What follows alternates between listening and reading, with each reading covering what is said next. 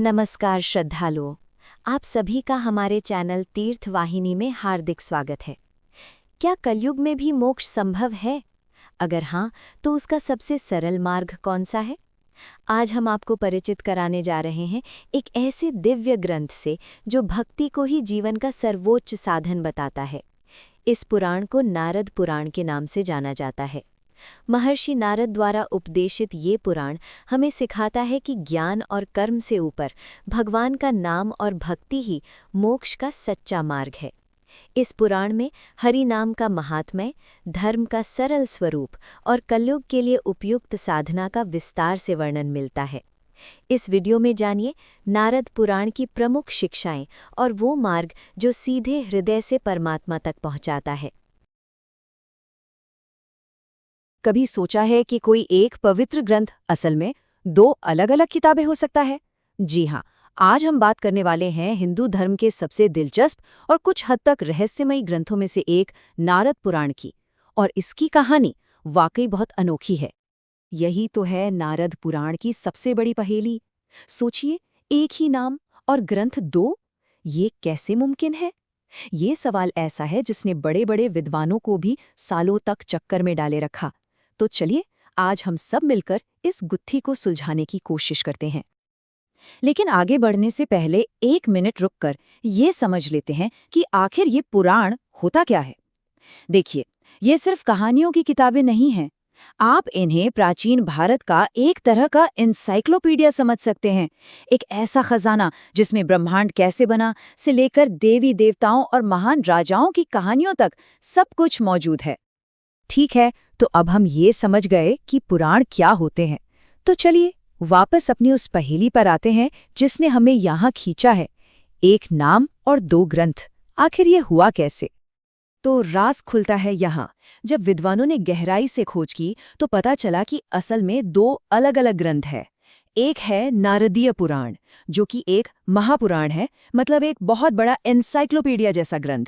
और दूसरा है बृहन्नारदीय पुराण, जो एक उपपुराण है, यानी छोटा ग्रंथ, और ये लगभग पूरी तरह से भगवान विष्णु की भक्ति के बारे में है। तो देखा, एक ही नाम के पर्दे के पीछे दो बिल्कुल अलग ग्रंथ मौजूद थे। अच्छा, पर इस पुराण का नाम नारद पुराण ही क्यों है? आखिर ये नारद हैं कौन? चलिए अब मिलते हैं उस दिव्य स्टोरी टेलर से जिनके नाम से ये ग्रंथ जुड़ा है। और यकीन मानिए, वो खुद भी एक बेहद दिलचस्प किरदार हैं। जी हाँ, देवर्षि नारद। ये कोई साधारण ऋषि नहीं थे। सोचिए, सृष्टिकर्ता ब्रह्मा के मानस पुत्र, एक महान संगीतकार और स्टोरी टेलर जो अपनी वीणा लेकर तीनों लोकों में घूमते रहते थे। उन्हें उस जमाने का ट्रैवलिंग जर्नलिस्ट भी कह सकते हैं, जो हर जगह खबर और कभी-कभी थोड़ी बहुत शरारत भी फैलाते थे। और हाँ, भगवान विष्णु के तो वो परम भक्त थे। उनका वो नारायण नारायण का जाप भला कौन नहीं जानता। तो अब जब हम नारद मुनि से मिल चुके हैं, तो चलिए अब उस महापुराण यानी नारदीय पुराण के पन्ने पलटते हैं। और आप देखकर हैरान रह जाएंगे कि इसके अंदर क्या क्या छिपा है, कितनी विविधता है इसमें। नारदीय पुराण की सबसे अनोखी बात पता है क्या है? ये अपने आप में एक मास्टर गाइड है। जी, इसमें बाकी सभी 18 महापुराणों की एक शॉर्ट समरी दी गई है। आप इसे पूरे पौराणिक साहित्य का एक इंडेक्स या कंटेंट्स पेज कह सकते हैं, या यूं समझिए कि ये प्राचीन विद्वानों के लिए एक तरह के क्लिफ नोट्स थे।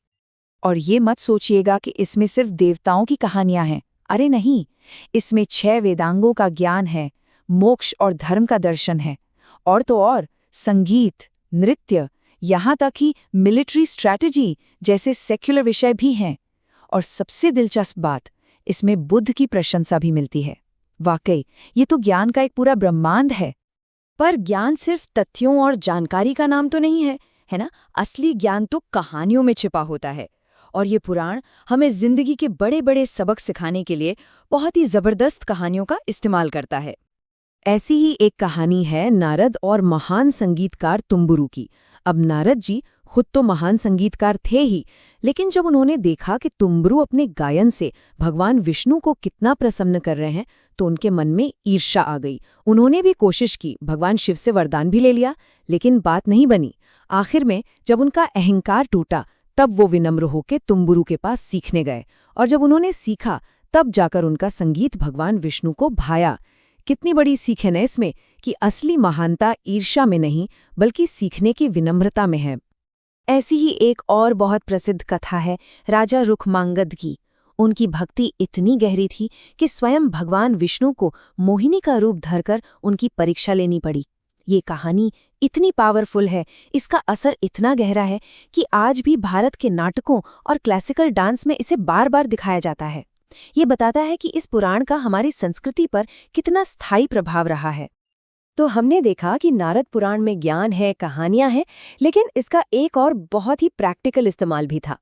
आप कह सकते हैं कि ये प्राचीन भारत के तीर्थयात्रियों के लिए एक तरह का गूगल मैप्स था। जी हाँ, इस ग्रंथ में गंगा नदी के किनारे बसे पवित्र स्थानों जैसे काशी, प्रयाग, हरिद्वार का पूरा ब्यौरा मिलता है।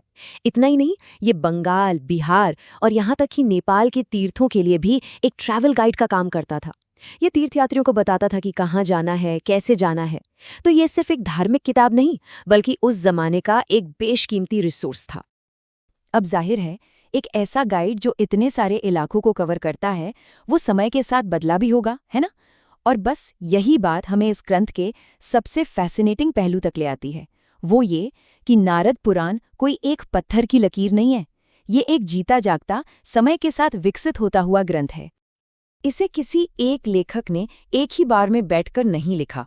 विद्वानों का मानना है कि इसके कुछ हिस्से शायद 9वीं सदी के हैं, तो कुछ हिस्से सदियों बाद, हो सकता है 16वीं या 17वीं सदी में आकर जोड़े गए। मतलब ये एक ऑनगोइंग प्रोजेक्ट की तरह था जो समय के साथ बढ़ता गया। स्कॉलर्स डिमिट और वैन ब्यूटनिन ने इसे बहुत खूबसूरती से समझाया है। वो कहते हैं कि पुराण एक ऐसी लाइब्रेरी की तरह है जिसमें हमेशा नई नई किताबें जुड़ती रहती थी, और ज़रूरी नहीं कि वो लाइन से रखी जाएं, बल्कि कहीं भी बेतरतीब ढंग से रख दी जाती थी। ये बात कितनी गहराई से समझाती है कि ये साहित्य कितना जीवित था, कितना डायनेमिक था, हमेशा सांस लेता हुआ। और यहीं पर ये ग्रंथ हमें एक बहुत गहरे सवाल के साथ छोड़ जाता है। जरा सोचिए, जब कोई पवित्र ग्रंथ एक जगह ठहरा हुआ न हो, बल्कि समय के साथ बढ़ता रहे, बदलता रहे, तो इसका आखिर मतलब क्या है? शायद इसका मतलब यही है कि ज्ञान और आस्था कोई पत्थर में लिखी हुई इबारत नहीं, बल्कि एक बहती नदी की तरह है, जो पीढ़ी दर पीढ़ी आगे बढ़ती है और हमेशा ताज़ा, हमेशा नई बनी रहती है।